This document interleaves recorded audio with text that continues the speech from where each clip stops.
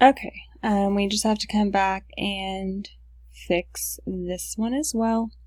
So I'm just going to leave our 3375 and then just kind of delete out everything else here.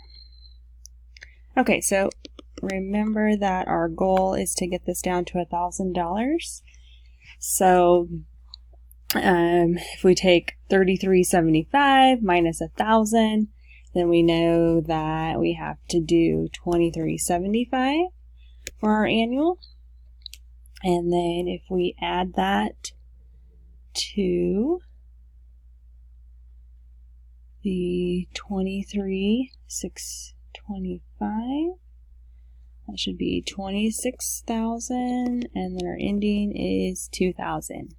Okay, so like I said, make sure you are looking at that final year and what it's going to take to get to that estimated salvage value. More than likely, you're going to have to do it different than the rest of the double declining balance.